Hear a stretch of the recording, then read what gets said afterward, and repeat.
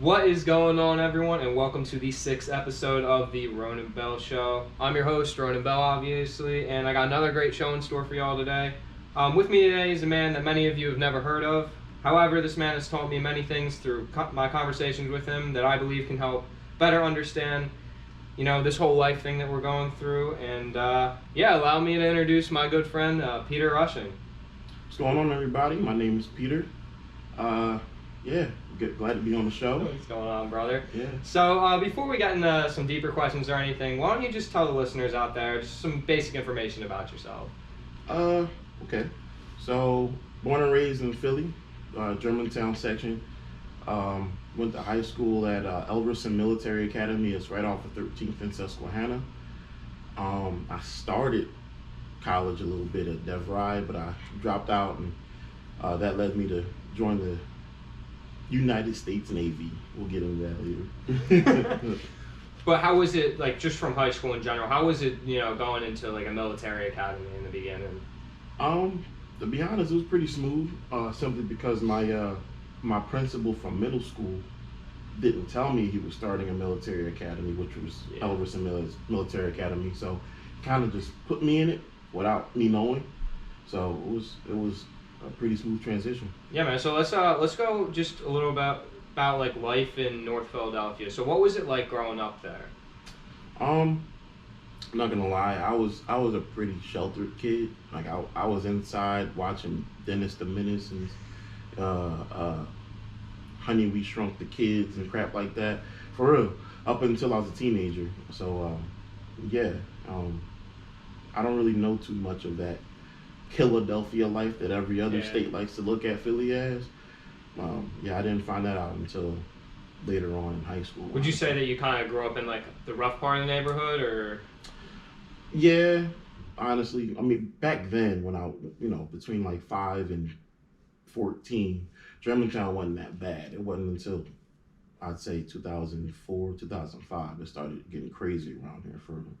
Yeah, I mean, life's always changing about stuff like that. I mean, especially in inner city and stuff like that. Because my dad grew up there, so he said like he lived on the bad part of the block in West Philadelphia. That like now it's really bad. Oh yeah, the bottom. You said it from the bottom. Let's go. Yeah. Okay. So let's go about what was. So I know that you played football in high school and stuff. What did that kind of do for you at a young age? It taught me more about football simply because I was so out of it with football. I didn't even know what the first down line was or the line of scrimmage, little stuff like that. So, I had to learn quickly simply because it was already at a high school level and I had never played football before then. So, I say it just helped me with my knowledge about it. And did that kind of like help you later in life too, just being like a part of a team, like kind of that family environment in general? Nah, I say I'd already had that, like way before football. I'd already been a family person and everything. If anything, it strengthened that, So, yeah, honestly. Just in general, just kind of helped you out. Yeah. Yeah, I feel that. So I understand that life in the beginning was not so easy for you. Could you tell the listeners out there a little bit about that?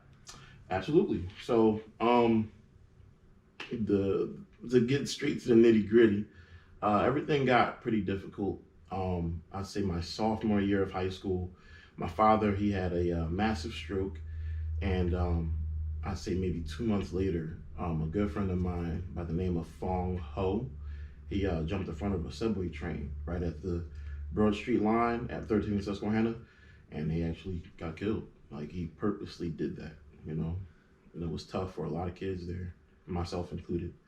And I don't know, I guess you could say mentally my high school days were over. I didn't really care about high school anymore. So naturally, with my father being paralyzed and everything from the neck down, my mother had to step up and do a lot of things, but instead of her stepping up, she fell into like this, I guess you could call quote unquote Great Depression. And that forced me to have to step up and be the big man for my 3 other siblings. I'm the oldest of 4. So it got pretty rough pretty quick. What was that like, just kind of in general? Let's go into like being the man of the house at such a young age. What was that like for you, kind of, just trying to take care of not only yourself, but, your other siblings, your mom in general? Okay. So taking care of moms in the family, it was already something that I wanted to do anyway. I just didn't because my father was always there. But I don't know. I never really looked at it like that until I'd say when I left for the Navy, Mhm. honestly. So I was just always working and everything, starting from the age of 15. Um, yeah, I never really had a chance to think about it, to be honest with you. I had been doing it for so long. Just like it kind of came natural to you Yeah. in general. And do you think that like, I mean, from that time, I know it's not like a young age, but you think that helped you out now? I mean, we'll go into it that you're a father as well, but do you think that helped you in that aspect as well? Yeah, it definitely kept my mind off of it. Not completely, but it definitely deterred from me giving in to that depression, just like my mother and everybody else around me. But but yeah, I'd say it definitely was a distraction from having to worry about the nitty gritty.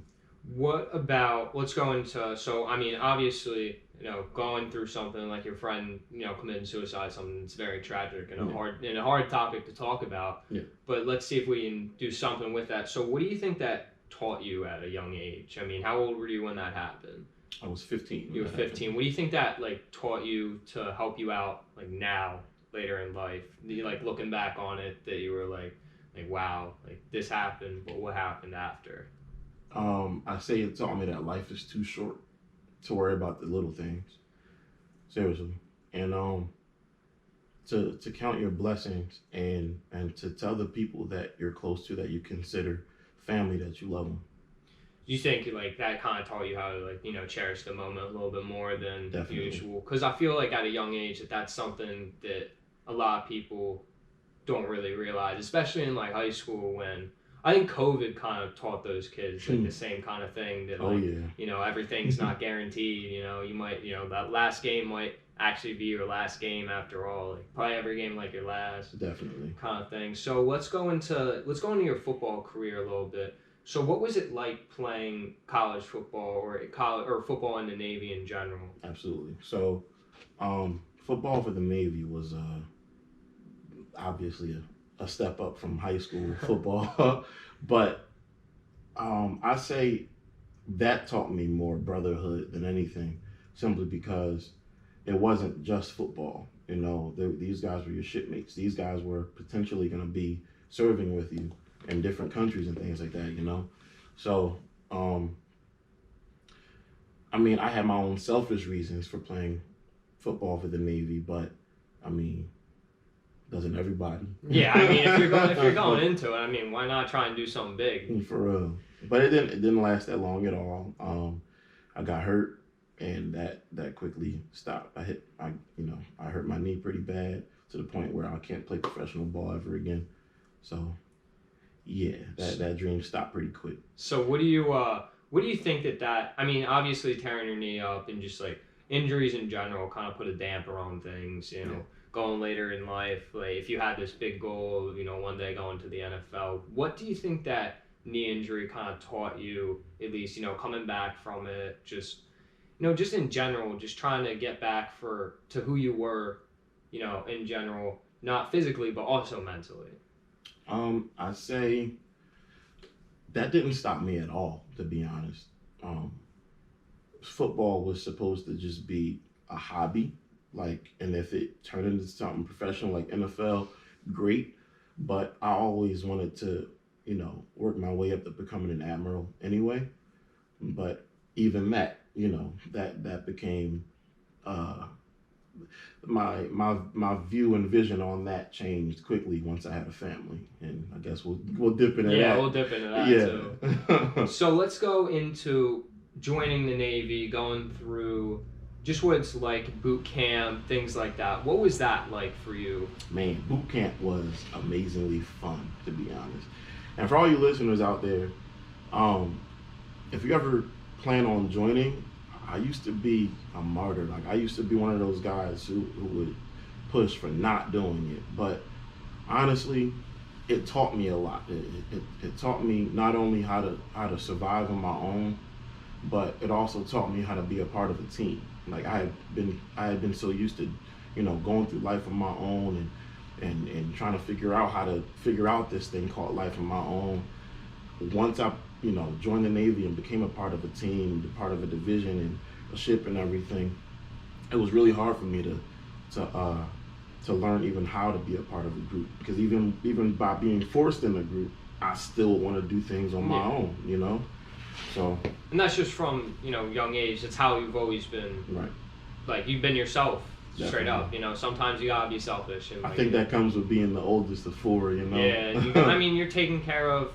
It's just like another family. Yeah. That's what kind of sports in general, and just like you're part of a team. In the Navy, you're part of what, platoon? Is that what it's called? Nah, division. Division. So when you're going into things like that, it's just like another family. You got other people, you got brothers and sisters you gotta worry about too. So do you think that taught you, your family aspect at a young age, kind of helped you bring that? I know it's probably hard to bring in a lot more people into like your circle from being, just about being, on your own for so long. So what do you think that division did for you, at that time? I'd say it showed me just how mentally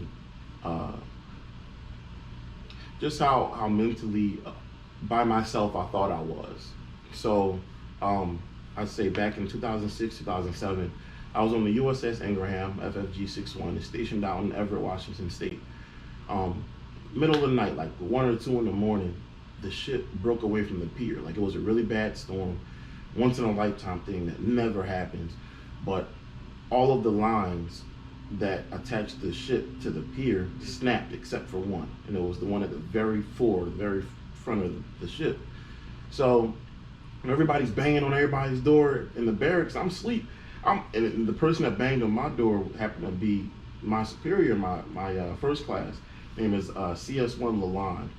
Hey, CS1 Lalonde, if you're listening, I hated you back then, bro. I could not stay in your guts back then, but looking back, you were just trying to teach me, and I appreciate that, and I love you for that. But anyway, so he's banging on the door, rushing, get your ass up, man. The ship pulled away from the pier. We gotta save our guys. Da, da, da, da. And we get down there, and my roommate at the time, last name Gaten, first name Joshua. If you're listening, my man, I miss you. I love you. And he was on duty that day. He was on the ship. He was trapped on the ship with all the other guys that were on duty that day. And just seeing the ship, like we were walking down that long behind sidewalk, like that mile walk down to the ship. We weren't gonna make it, but then an officer that officers get privileges to just drive down to the pier. Hey, just hop in the back of the truck. So we get down there, and the dude on watch, he's going crazy because he can't move from his post, and everybody's there. The CO's there, XO's there, all the officers, the entire crew is there. And it was just the feeling of shock you had just looking at the boat, knowing that we were hopeless, like we were helpless, we couldn't help them.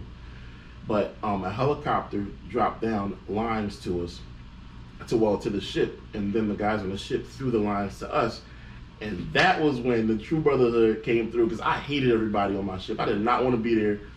The only reason I was in Washington State was because I didn't know that there were 2 Washingtons. For all you guys out there who want to join the military, just to let you know, in case you don't know, there's a Washington, D.C., and then there's a Washington State. I wanted to go to D.C. because I was a cook for the Navy. I wanted to cook for Obama at the time, but I didn't specify, so they sent my behind to Seattle, which happened to be the year that the Seattle Seahawks won their first Super Bowl. Whoop-de-doo.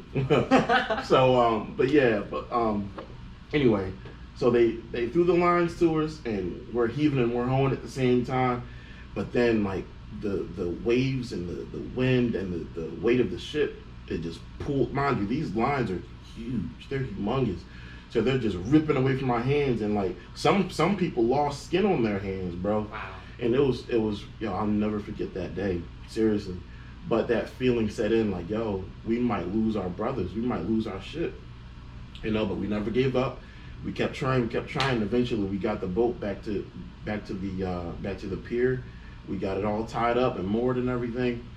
And I remember when those guys got off the ship, I never hugged those guys so hard in my life. And I never looked around at my crew the way I did before then, because it was like, yo, we really did this as a team, you know? So, yeah, I'd say that's what the Navy did for me, honestly. And you mentioned that you were actually, you did a little something different than most people do in the Navy. When I think of like the Navy, I'm thinking, soldier in general, just, but you were a chef. What was that like cooking for, how did you get into that really Absolutely. in the Navy? So here we are again. I actually didn't know how to cook before joining the Navy. The idea was to just join, be a cook for a year, and then switch rates to whatever I wanted to do. But obviously that didn't happen. But going into A school, the very first thing they did, they put us on a grill.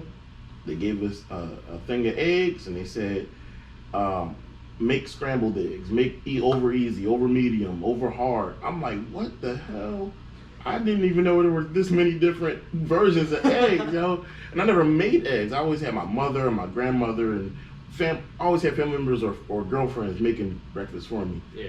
Up until I got grown and I had to make breakfast myself. That's when I stopped eating breakfast. For real. But yeah, so I didn't know how to make any of that. So they had to show me on the job training how to make eggs. So it wasn't just eggs, like how to make pie and pineapple upside down cake and little stuff like that. That's my, by the way, guys, that's my specialty. So if anybody out there want pineapple upside down cake, I got you, no problem. But yeah, like everything. I didn't know how to make anything. I knew how to season stuff, but I didn't know how to make anything, for real. But I went from not knowing how to make eggs at all to when I got stationed on my ship, they made me the egg guy on the boat. Like every morning I was the guy on the grill whipping up everybody's eggs for breakfast. Everybody loved my breakfast, bro. For real. It was funny because I made everybody's breakfast, but I didn't eat breakfast myself. It's weird. But yeah, so. But just like going into, a little bit deeper into the topic, so what I'm hearing is that there was a lot of things that the Navy taught you that, you didn't learn from you just learned through experience, Definitely. What do you think that the Navy taught you besides, just getting out of your comfort zone a little bit? What do you think that has, the Navy in general has done for you in terms of that? Oh man, so comfort zone, boot camp. Okay, first night, they tell us take off our skivvies, which is underwear. That's Navy term for underwear. Take off our skivvies, take off all your clothes, get in the shower. Now you're in the shower with like 40 other dudes. Never did that before in my life. Comfort zone went out straight out the window, bro, for real. So yeah, that's what the Navy did for my comfort zone. But that also gets you ready for living on a ship with nothing but other guys, So yeah, so after a while, I mean, you don't have to be naked in front of other guys when you get on the ship, but when it's crunch time and we're busy and we're on deployment, you don't really think about it. You're just taking a shower. If you have a towel, okay. If you don't, That's what we're all guys anyway. We can't go anywhere, You're all brothers. I mean, exactly. At that point, you guys are all going through the same shit. So. The same exact thing, right? So let's go past the Navy now. I understand that you have 2 kids. What's it like being a father to those 2 kids? Oh man, so my little man Amari, he is 6 years old. Amari Rushing, and then my baby girl, she turns 1 next month, November 24th. Her name is Kiari Rushing. My son is amazing. He takes more after his mother. He's a little on the gentle side, which I love. And my daughter, even though she's just a baby, my mother likes to call her a Hulk baby because she tries to rip everything apart. Seriously, like we just got her ears pierced for the first time the other day, and she didn't cry. I don't know a baby that. Yeah, I don't know a baby that never cried when they got their ears pierced. And when she got her first needle, didn't cry. She just looked at us like, "You just gonna let them do this to us? Yeah, you just gonna let them do this to me?" Like, yeah. So my kids are amazing, and if it weren't for them, honestly, when I first got out of the Navy, I would have gave up. To be real with you. So do you think that your kids? I know that they're still young, so they're relying a lot on their on their pops. So Right. what do you think that your kids taught you in general instead of like you teaching your kids? Absolutely. Um, you grow up real fast when you become a father, honestly, and it taught me what sacrifice is like, because I had never had to take care of anybody besides myself, you know. Mm-hmm. So yeah, instead of me wanting to dedicate those last 30, 45 minutes to playing Call of Duty or the Division or I don't know, Final Fantasy or something, I got to dedicate that to changing diapers and taking walks at the park and going to get new clothes or reading a book or something, you know. It's different. Just things to get you like things that you would never like think of doing until No, not the at day all. comes. For real. So what do you think that your kids do more than to you? So let's go into like a little bit deeper. Is that like what makes you want to wake up every morning now that you have two little kids? The fact the fact that I know that they depend on me is what wakes me up every day, honestly. Like that's what keeps me going. Um a lot of time they some days are a lot harder than others, but yeah, for the most part they're the ones that get me up every single day. And yeah, that's my answer on And I that mean, one. and everyone has bad days. I mean, but there's always that. Sometimes it just takes a little bit more to Right. get through it than Of course. something else. And I think that you're talking about they're dependent on you. When someone else is dependent on what you're going to do, I mean, it makes you want to push that a little bit A harder. little harder, right? And Peter, let's go into so what do you do right now as far as work in general to make that money to be able to afford taking care of two little kids? Okay. So I currently work for UPS in Royersford, PA. I love my job. 100%. I love what I do. I love my customers that come in, all of them, even the angry ones, honestly. And yeah, that's different for me too because again, after getting out the Navy, I wasn't really a people person. Being on the ship will do that to you, but working for UPS is the complete opposite, bro. You got people of all nationality of all ethnicity, nationalities, um, attitudes walking in is crazy, seriously. But yeah, that that place is it'll eat you alive. You know Yeah. I that. also worked with Peter. This is how I met Peter in general. So I basically worked at the UPS store too. So I know what it's like as well. But let's go into so you're saying that the UPS store kind of got you out of your comfort zone a little Yeah. bit. When that's part of being like uncomfortable what we were talking about before. So do Hmm. you think that the UPS store taught you just having that job in general taught you a little bit more about yourself as well? Definitely. Um, I didn't think that I would. How can I say? Be used to being a civilian or living civilian life ever again after leaving the Navy, and it became a mental thing, and that became obvious to me once I worked at UPS. Like I thought that, you know, I didn't. I thought that I couldn't leave the house. You know, I was real paranoid. Um, I don't really want to go into detail as to why I was paranoid from the Navy, but yeah, working at UPS was it was something that I didn't know that I needed, honestly.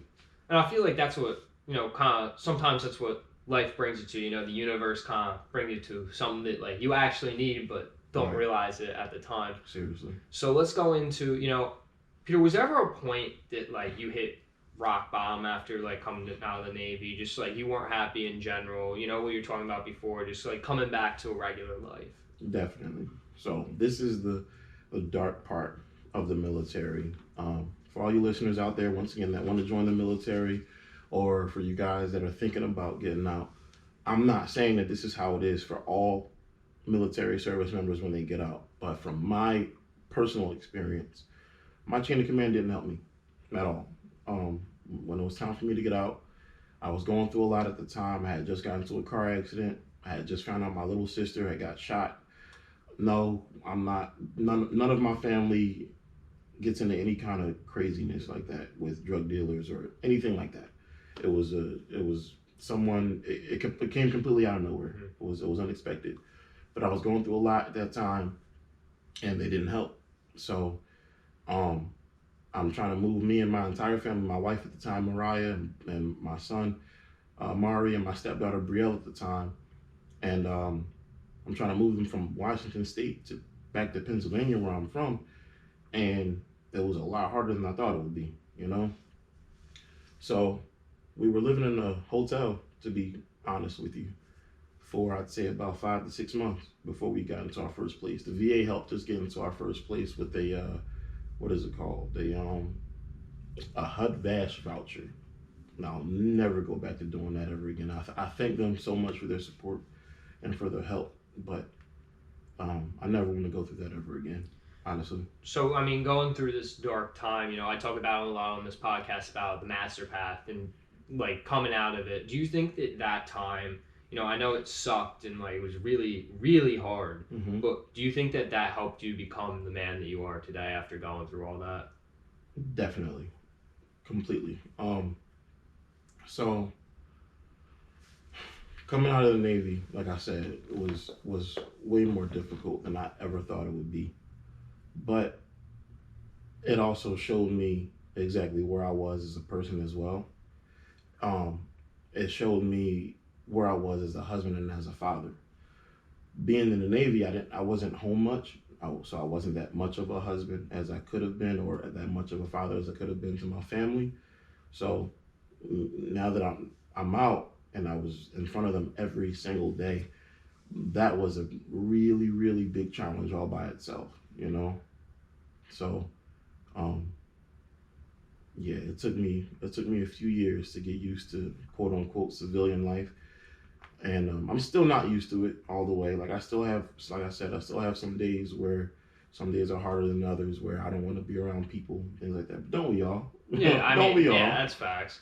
But yeah, I'm working every day to be a better me, a better version of me, and yeah. I think that some people out there that don't really understand the whole, like, you can be physically healthy, you can be the healthiest dude on the planet, Mm-hmm. or healthiest woman on the planet, but at the end of the day, it's really up here that that most people kind of overlook, and just being mentally strong is something that's hard for human beings to figure out in general. Definitely. And that's something that comes with, I mean, experience. Mm-hmm. You're not going to figure out the real you until, what you were saying, I consider in the master path, the trenches. Right. And then you're trying to work your way up out of the trench. And that's where, like, it really shows how mentally tough you are and how you are as a person when you're, facing these hard times trying to get out of it.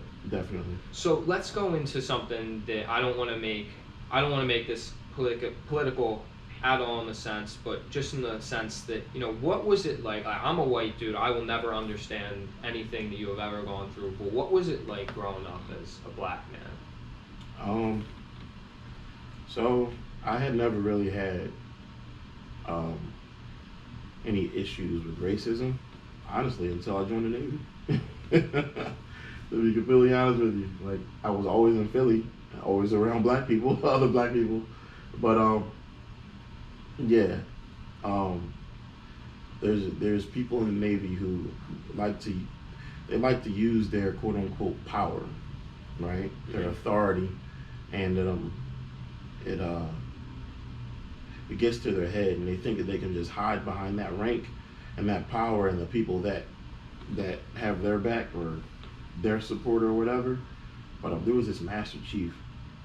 I never forget him. I'm not gonna name him, but he knows who he is.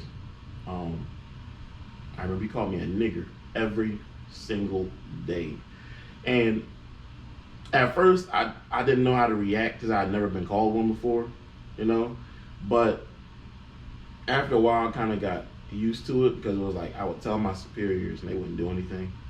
Like I couldn't, and he knew like he would only do it when we were out to sea, and he knew that I couldn't do anything about it. No one could do anything about it. But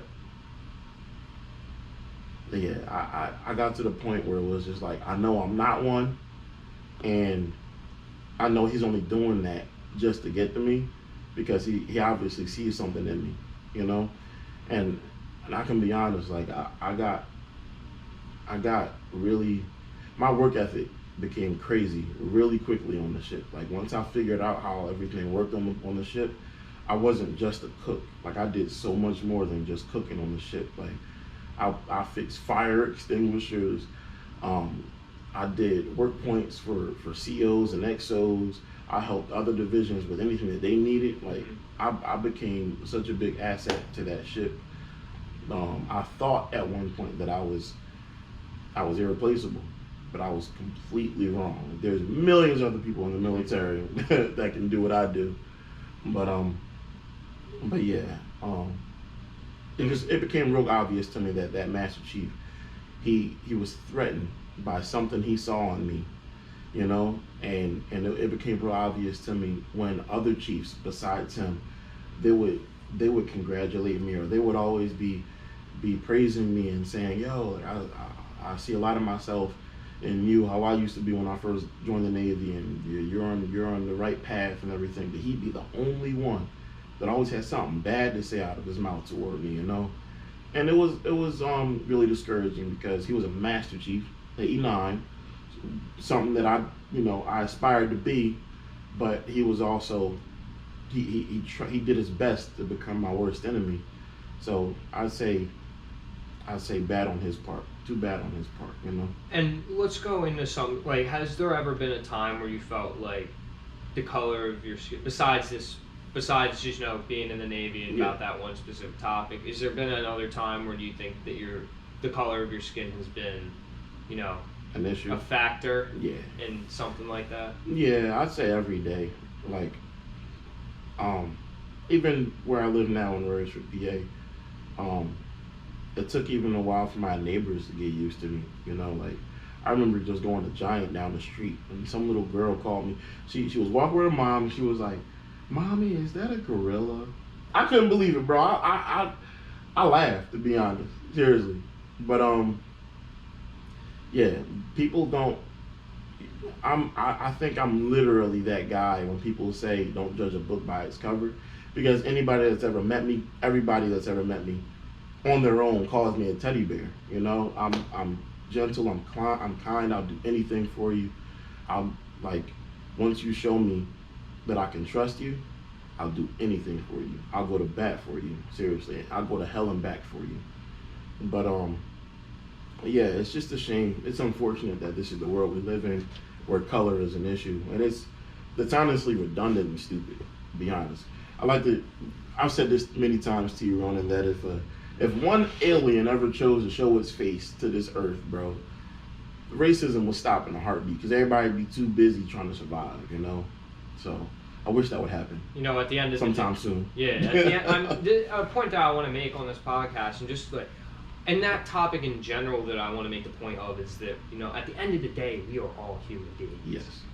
There is nothing that separates us other than our experiences and, you know, the things that we've been through, the knowledge that we've attained. Yeah. And, you know, I just want to make that point right now that, you know, everyone, do not look at anyone differently, no matter, you know, what you think, what they look like. You know, their appearance, you know, means absolutely nothing. It's who they are on the inside, and the things that you can learn from, and that's where, you know, that's what really life's about. You know, it does not matter how someone looks. It does not matter, you know, how they dress, how they do whatever they want to do. Just treat everyone the way that you would want to be treated. You know, that golden rule that I like to talk about, and what we talked about on the last podcast as well. So I mean, and it's like, it's a hard topic to even talk about now, but, you know, do you feel that it needs to be talked about? It needs to be talked about. You know, at the end of the day, would you feel that, you know, you don't judge a book by their cover, you gotta talk to them first. I mean, at the end of the day, you're trying to, you can't find out everything about someone until you really talk to them. Right. And, you know, going through, like, with I mean, you're dealing with customers every day, and you gotta talk to people I'm sure that you don't like, and you know, talk to people I'm sure you really do like. Right. But the people that you don't like, they don't know anything. Nothing at all. I mean, and you don't know anything about them. I mean, they could just be having a bad day. Right. And something, you know, a point that I always like to make is just, you know, put yourself in someone else's shoes for a change. Really think about, before anything comes out of your mouth, really think about what you're about to say. Really think about what you're about to do. Think about the action that you're about to take. and just try and be as respectful as possible to that other person, because you really do not know what someone else is going through that day, that month, that year. Just try and be a little bit more considerate when you're trying to do something. So let's get off of this topic a little bit and let's go into, I know that school has not always been a strong suit for you, but what do you think school taught you besides of, like, outside of, the textbooks and outside the books and outside, teachers teaching you? It taught me that I wasn't ready. It taught me that I was not ready at all. Um, I thought that it was time for me to go back to school, but I tried juggling working 6 days a week because only simply because I know other people that do it. They go to work 6 to 7 days a week and balance going to school full time. So it's like, yo, if they can do it, why can't I? Yeah. And they have more kids than I do. I have 2 kids. They got like 3 and 4, and they find a way to balance all that. So I thought I could do it. Nah, not at all. Nah. It's not for everyone. No, it's not. So yeah, I didn't even get to start reading the textbook, to be honest with you. It got that bad for me. It was just like, yo, I picked up my phone one day and started trying to read the book. I was like, nah, I'm not about to do this. I'm not. So. And it's not for, and hey man, I mean, like, to anyone out there who's just like, they don't think school's for them, like, maybe school isn't for you. Right. Like, it doesn't matter. Or maybe it is. I didn't give it. Yeah. I didn't give it that much of a chance. It was just like once it got like once 1-2 days went by where it was like I just couldn't mentally dedicate myself to even trying to start a class / do one. It was just like, nah, bro, I'm not. Maybe I just try to do it too soon. And at the time, I mean, you couldn't put 110% into it. Right. And that's what I feel like the kind of person that you are in general, that if you're going to go do something, you're going to do it right. Yeah, definitely. And that's what I think that people need to realize, that, sometimes, maybe the path that everyone takes is not the path that you need to take. At the time. Yeah, at that given time, maybe that's not for you. Right. But in general, I mean, I just want you guys to take this for a fact. I mean, look at Peter. I mean, he's a very happy man. Sure am. Has 2 great kids. And just in general, I mean, he didn't go to college. Mm-hmm. He took the other route, and he is still here. He is still here. He is doing everything he wants to do. He's living life on his own terms. And that's what I want some of you guys out there to realize, that that this whole life thing is not a straight line. It is not a straight line. Not everyone has to do the same exact thing. Some people have to take a little bit different route. And in the end of the day, Peter, would you say it worked out in the end? I'd say it worked out in the end, and I'm still working through it. So, another topic that I want to get into is, if you had to give a piece of advice, you had a lot of struggle in your life. If you had a piece of advice to tell those people that are struggling right now out there, what would that piece of advice be? My advice to you guys out there would be, even on your darkest day, when you feel like maybe not enough money is coming in, so maybe you have that thought to do something out of your character. And yes, I am talking about, going as far as to sell drugs or do something, like I said, completely out of your character.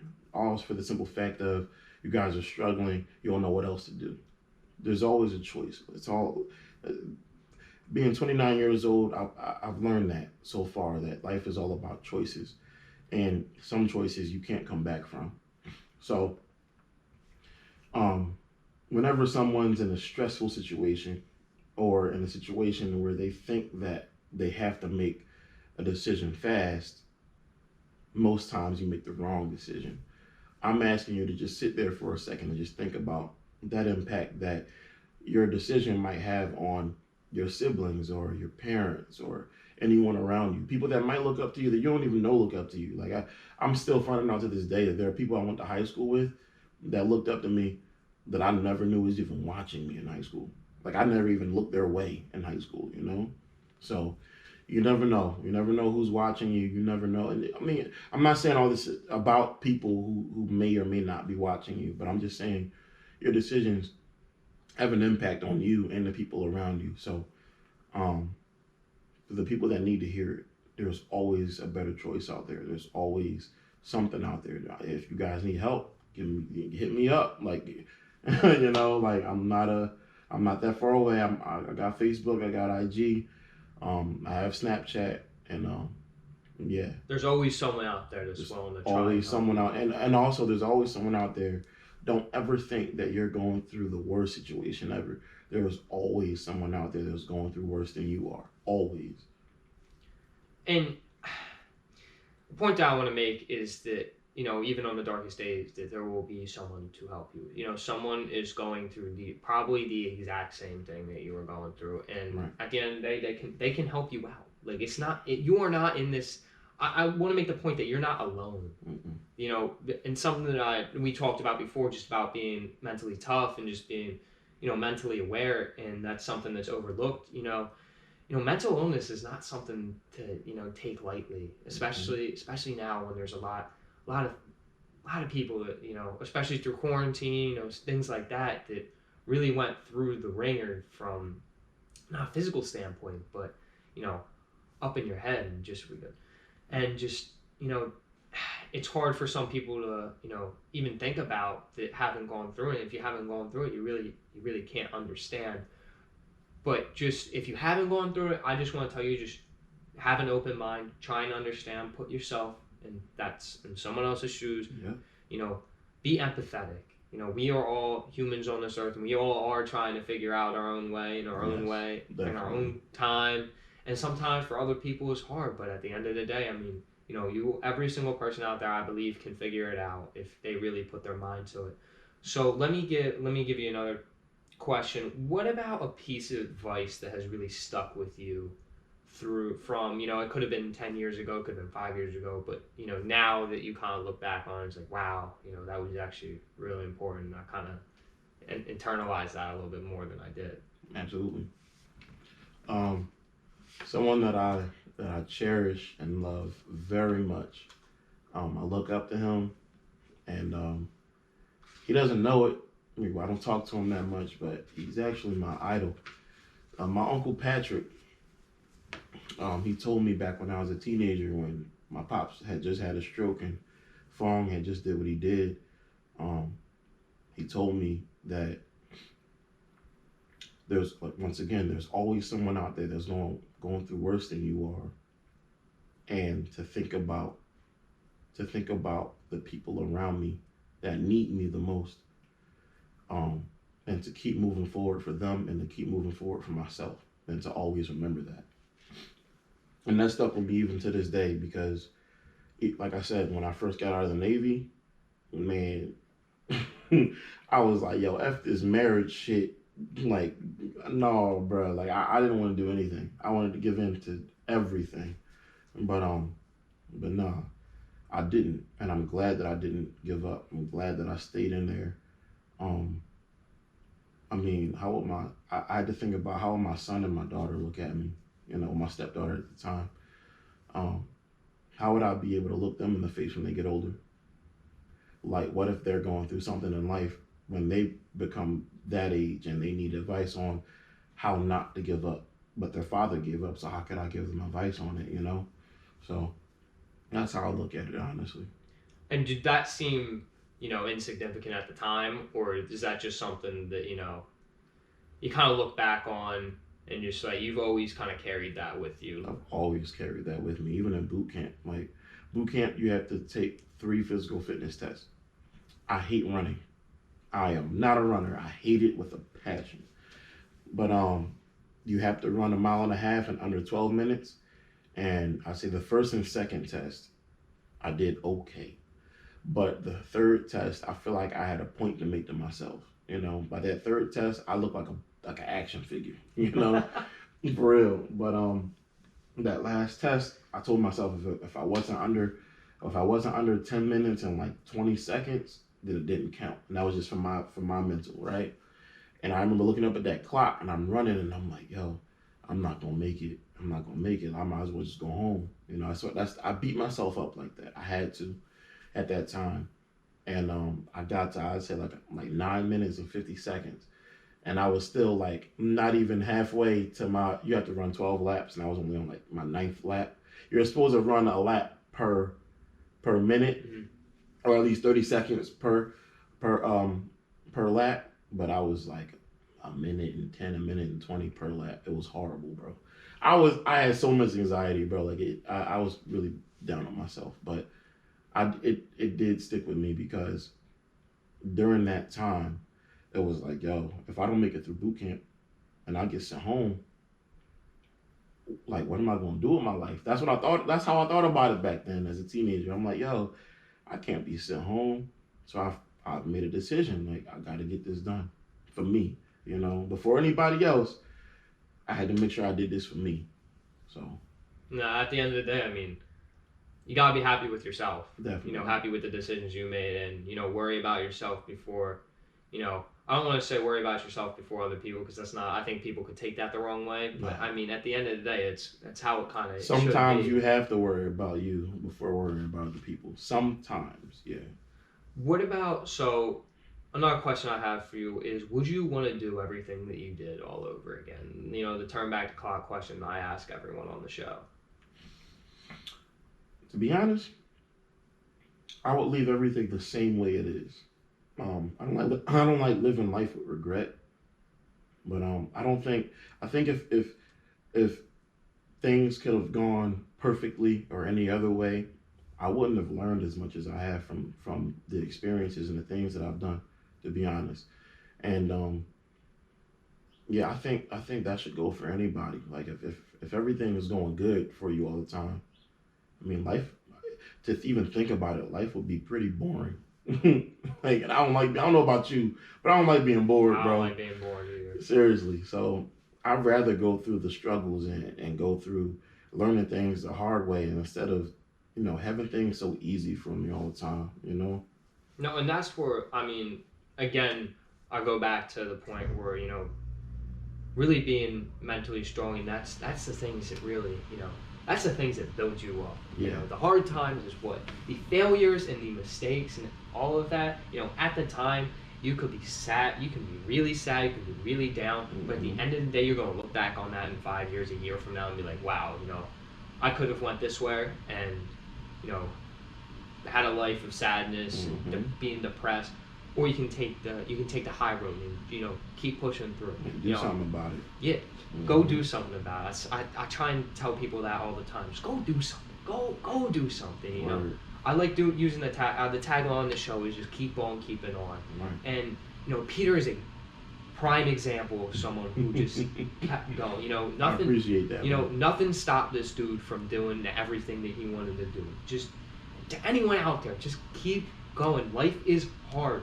It is hard. Everyone that has been successful, anyone out there is going to tell you that life is hard.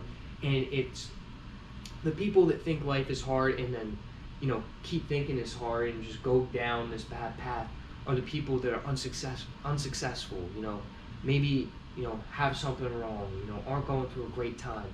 But the people that keep going is the people like Peter. It's the other people that I have on this show that just try and, take life. I want to just say, like, take life by the hands. Like, you have all the capability in the world to, make life the way you want to make life. Go do something today, everyone. Keep going. Keep going if no one else told you. I'm telling you to. Just keep going. It will all be okay. And before I wrap up the show and everything, I always like to end the show with a quote that that my guest, kind of lives by. A quote that, sticks with them a lot. Peter, what would that quote be? Sheesh. On the spot. Sheesh. I mean, there are so many, but to pick one,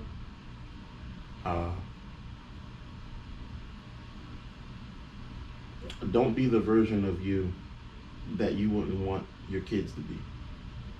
And what do you think that, obviously 5 years ago, or 6 years ago before you had a kid, that probably didn't mean as much to you. What does that mean to you now? It means everything to me now, simply because I used to look at my father, like, after he had his stroke, we found out about, like, different affairs he was having against, like, over my mom and everything. I used to hate that man, to for lack of a better word. And I used to tell myself that I'd never be like him. that I don't want to be like him. But now, through making my own mistakes in life, it's like he is human. And he said that to me back then. You see, I asked him like, Dad, why? Like, just why? Why would you do this to Mom? And why do things the way that you did them?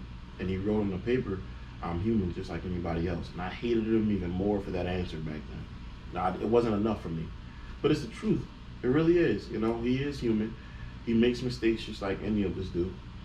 And he's going to keep making mistakes like the rest of us do. But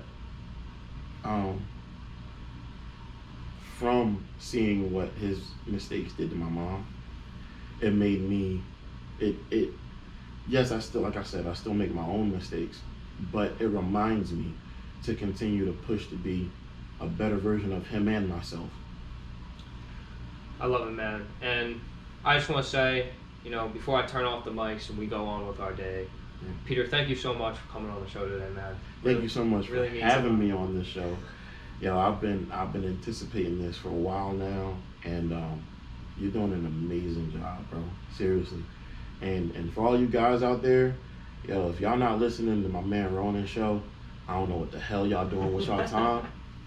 But he is up and coming, and he's an innovator, and he's an amazing friend to me. So like I said, if y'all not out here listening to his podcast and to his show, I don't know what the hell y'all doing with y'all time, man, for real. I appreciate you, man. Is there anything that you want to plug before we go on with our day? Absolutely. So my man Ronan is actually selling hoodies that say "Keep on keeping on." Got it. I want to put that out there. Support black colleges.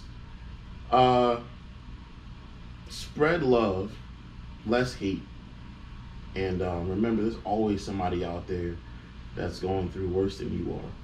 I hope you all enjoy your day, and once again, thank you so much for having me. Of course, Bart. And anyone out there listening, I hope y'all have a great rest of your day, and just keep on keeping on, everyone.